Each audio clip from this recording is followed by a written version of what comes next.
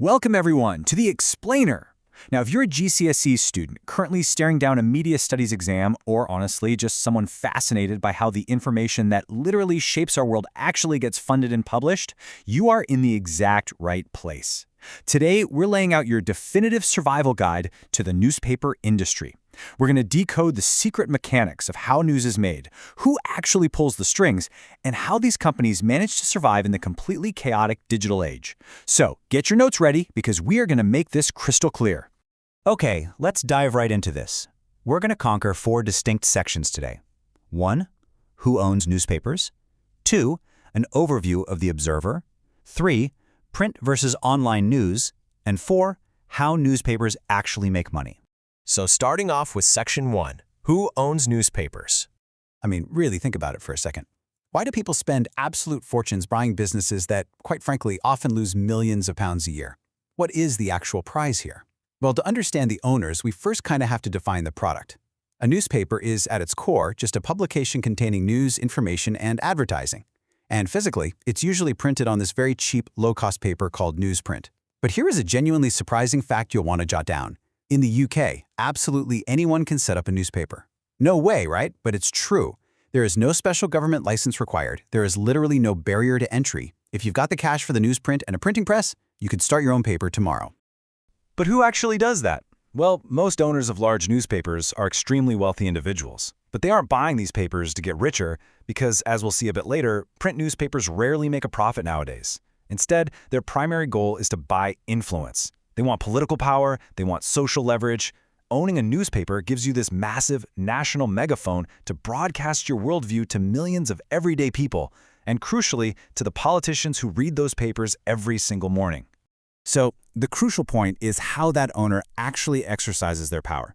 Because they rarely sit at a desk writing the articles themselves, right? Instead, they exercise indirect power by appointing an editor. This is a massive key term for your exam, so make sure you have it. The editor is the senior journalist who decides exactly what stories are published and, perhaps more importantly, how they are covered. By hand-picking an editor who agrees with their own political or social views, the wealthy owner basically guarantees the newspaper will generally reflect what they want the public to hear. Which brings us right to our next vital key term, editorial independence. This is the concept that the editor and the journalists are the ones deciding what to publish, totally free from pressure by the owner or the government. When a paper has true editorial independence, it acts as a vital shield. It protects true journalism, ensuring the news you read isn't just some wealthy billionaire's personal propaganda, but rather an objective, fair look at the facts.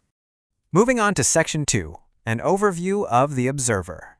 Let's take all of those abstract concepts we just talked about, ownership, editors, independence, and apply them to a real-world titan of the industry, the Observer. Founded all the way back in 1791, it actually holds the title of the world's oldest Sunday newspaper. But what makes it a perfect case study for us is what happened in the 1930s. It became part of something called the Scott Trust. This was a highly unique ownership model designed specifically to protect that editorial independence we just defined. Under the trust, no single wealthy individual could buy the paper just to push their own agenda. For decades, owners had absolutely zero power to interfere with editorial decisions.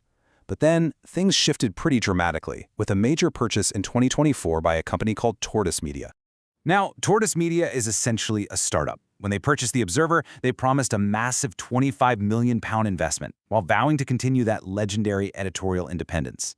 But Tortoise operates very differently than the old newspaper barons. Instead of relying mostly on traditional advertising to make their cash, they heavily use a subscription model. Honestly, it's highly relatable. If you pay for Spotify or Netflix every month, you already understand exactly how Tortoise wants to fund its journalism. And here is a fantastic key term specific to Tortoise's approach: slow news. While most modern websites are locked in this frantic, non-stop race to post breaking news updates every 5 minutes, the slow news philosophy is the complete opposite. It's about taking a breath. It means taking the time to produce highly detailed, thoughtful, and deeply researched stories. They are essentially betting that audiences will pay a monthly subscription for quality over speed. But what do you actually get in your hands if you buy the physical paper? Released every Sunday, The Observer is an absolute beast of a publication, broken into distinct physical sections, each with its own totally unique vibe. You have the main news diving into serious world issues. Then you flip over to the new review for your culture fix, comedic opinions, theater, and TV listings. There's an entire dedicated sports section heavily focused on football and rugby union. And tucked inside the whole shebang, there's even a free magazine covering lifestyle topics like fashion, interior design, and well-being. It's cleverly designed to literally give every single member of a household a distinct, compelling reason to pick it up on a Sunday morning. All right, Section 3, Print versus Online News. This brings us to the great existential battle facing the traditional newspaper industry today. We have to state the obvious fact right up front. Physical print sales are declining, and they have been for a while now. Fewer and fewer people are walking into shops to buy a physical stack of newsprint. And this is especially true for younger demographics, like those of you studying for your GCSEs right now. You are far more likely to get your news from websites, apps, and scrolling through social media feeds. Because of this massive audience shift, print newspapers are genuinely struggling to survive. And this brilliantly illustrates why online news has a massive advantage over the traditional format. Print is fundamentally limited. It is fixed, meaning once the ink is on the page, you can't update the story if new facts emerge. It's local. You can only sell physical copies in certain geographical areas. And it's a one-way experience. You read it, and well, that's it. Online news, however, offers global access 24 hours a day. It offers instant updates as events develop in real time. It allows audience interaction through comments and sharing. And crucially, it allows for convergence, meaning a digital article isn't just text. It can seamlessly blend in video clips, interactive graphics, and embedded podcasts. It's a completely different ballgame. Let's move on and see how this builds, because you're probably asking, if online is so superior, why do owners still bother printing newspapers at all? Well, print still carries a massive amount of credibility and prestige that random websites and social media accounts just don't have. There's also a highly loyal, generally older readership that simply prefers the tactile, physical format of a Sunday paper. Furthermore, print advertising space is actually still quite valuable. And finally, some readers absolutely love that it is an edited experience. It's finite. You read the paper, you finish it, and you step away, rather than drowning in the endless, exhausting flow of online feeds. But here is perhaps the most fascinating and honestly surprising reason why papers stay in print. Many companies literally keep printing physical newspapers at a massive financial loss. Why? Because every single morning, television and radio news programs review the print front pages. If your physical newspaper's front page is held up on morning TV, that is incredible, absolutely free publicity. It promotes their digital brand, makes them seem incredibly trustworthy, and drives traffic right back to their websites. Sometimes, printing a paper is just a genius, albeit expensive, marketing tactic. Finally, Section 4, How Newspapers Make Money.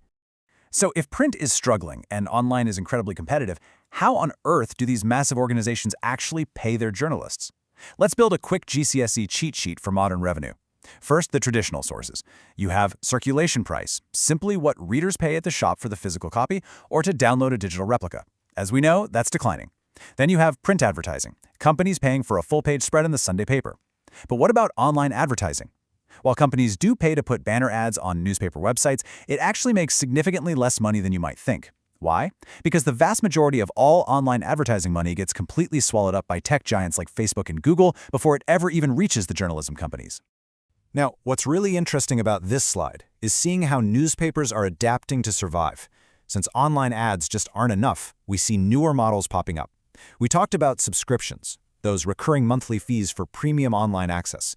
But listen to reader contributions. Some papers keep their news totally free online, but they actively ask their most loyal readers to voluntarily donate to support free journalism. It relies entirely on the audience valuing the truth enough to just pay for it out of goodwill. Then there's sponsored content, where brands actually pay the newspaper to write articles that look like normal journalism but are actually subtly promoting the brand.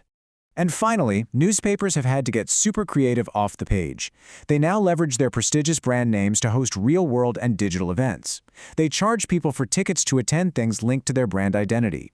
For example, The Observer uses its cultural clout to run a very popular book club, and they host events like The News Meeting, turning the actual process of journalism into a live, ticketed experience. It's all about finding absolutely every possible way to fund the newsroom. Which brings us to the ultimate question for you, the next generation of media consumers. We've seen how The Observer survived from 1791 to today, shifting from wealthy trusts to startup subscription models. But its future, and honestly the future of all journalism, relies entirely on your habits. So ask yourself, knowing what goes into it, would you be willing to pay a subscription fee for carefully researched slow news? Or do you genuinely prefer the constant, chaotic flow of free, instant updates on your social feeds? Think about it, because your answer will literally decide what the news looks like tomorrow. Thanks so much for joining me for this explainer.